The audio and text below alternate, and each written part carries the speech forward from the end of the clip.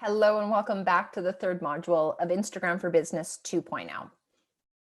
Let's dive in. So module number 3 is all about the rules of engagement, how we can drive that meaningful engagement.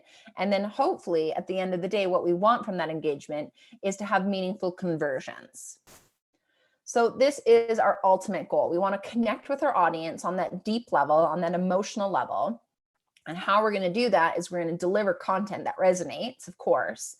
And if we can do this, if we're delivering content that resonates and we're connecting with our audience on a deeper level, it's going to expand our reach. It's going to grow our reach. It's also going to grow our following. And by doing that, we want to drive sales and we see those conversions that we want ultimately as a business. So this is the ultimate goal. So how do we drive those meaningful conversations and how do we drive those meaningful conversions and get that engagement that we want to be seeing? So number 1, we need to understand the type of content that our audience wants. What content is resonating with them? What are they connecting with? We might think that we have the best idea about the content that our audience wants to see, but it might be falling flat at the end of each month. And if we're not taking a look at our analytics or insights, then we don't necessarily know what content our audience is engaging with and what's resonating with them on that deeper level. So we need to make sure that we're taking a look. And using your Instagram insights is a really, really great way to figure out what type of content is performing well and what type of content maybe isn't performing so well. So this is a quick look at your Instagram insights. We're not going into great depth here. I want to focus on one area of your insights, and that's your content insights.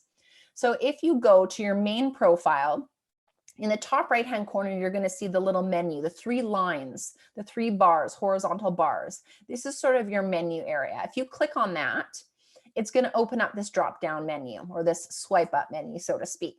And you'll see insights a few of the ways down. I want you to click on insights. It's then going to take you to this page in the middle here. And I want you to focus on just that one area that I said, your content. So for this purpose, we're going to look at our feed insights.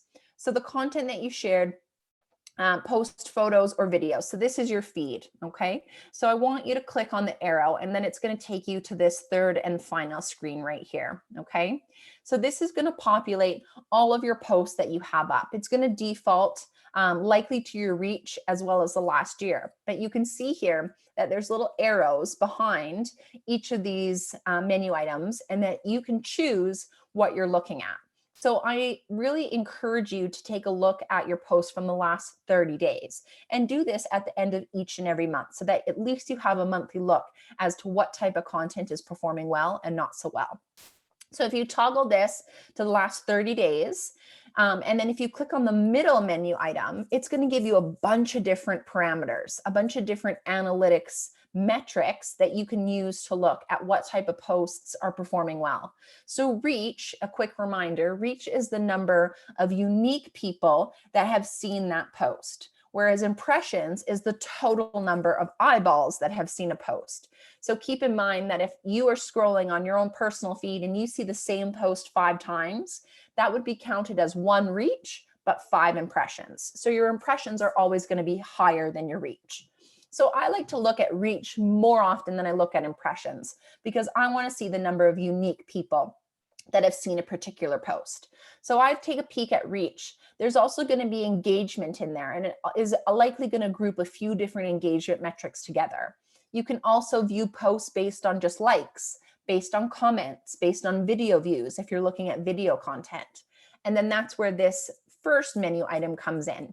Any is going to show you all of your posts. If you click on that, it's going to show you photos, it's going to show you videos, and if you want to get really specific between the two, you can choose to just look at videos on their own.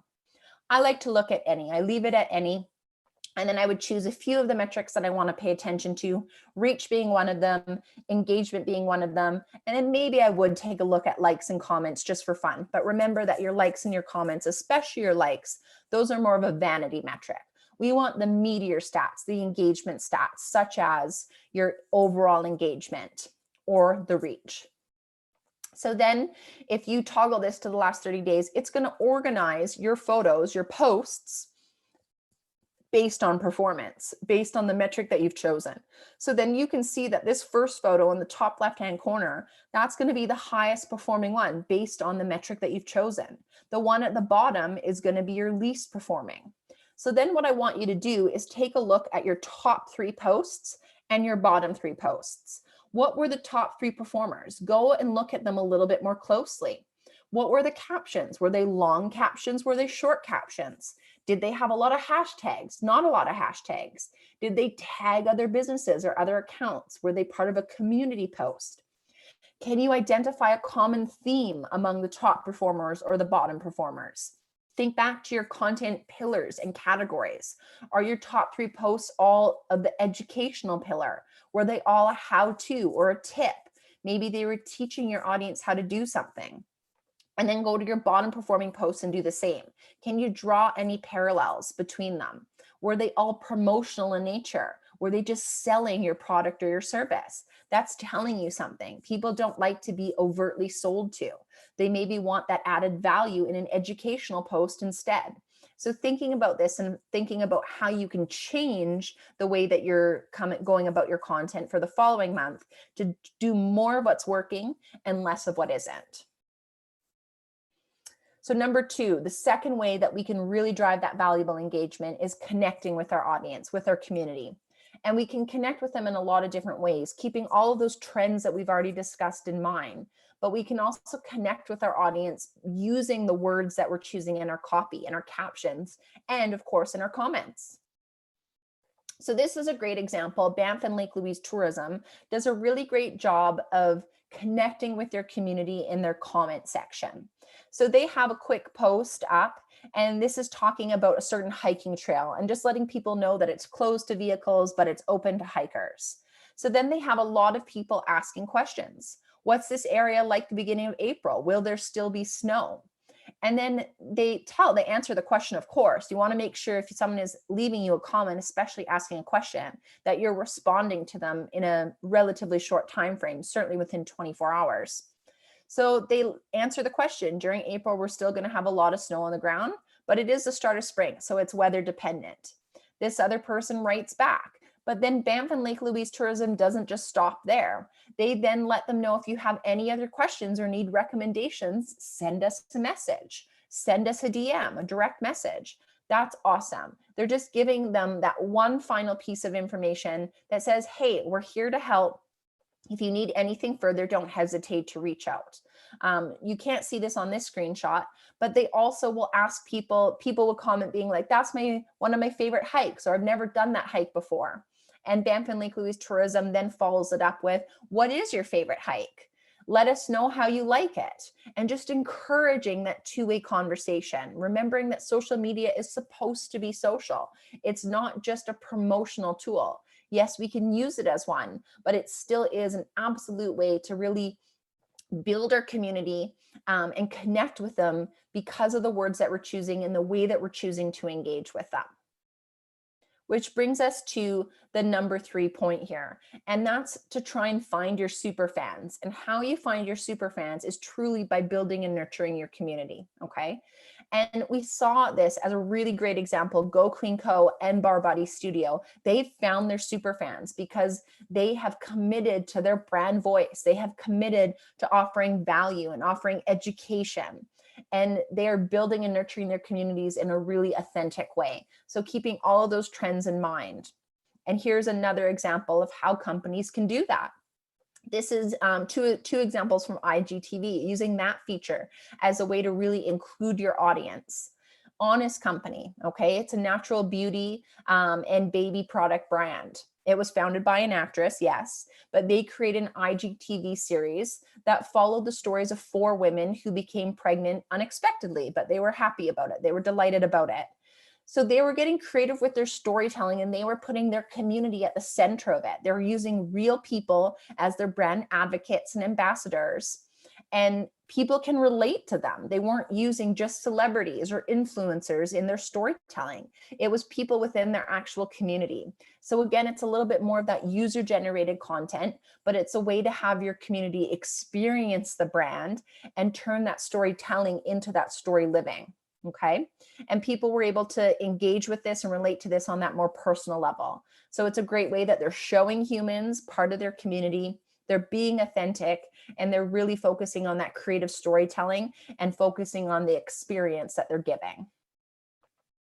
The next example here is Soul Cycle. And again, a way to celebrate their community and make their community the center of their storytelling. So they launched an IGTV series called Soul People Are the Best People. And it was just their way of featuring members of their community. So in these videos, members would share their personal struggles and how Soul Cycle helped them overcome them. So it was emotional and people were able to resonate and connect with that on a really deep level, on that emotional level that we've talked about. So they're providing this platform to connect and celebrate their community.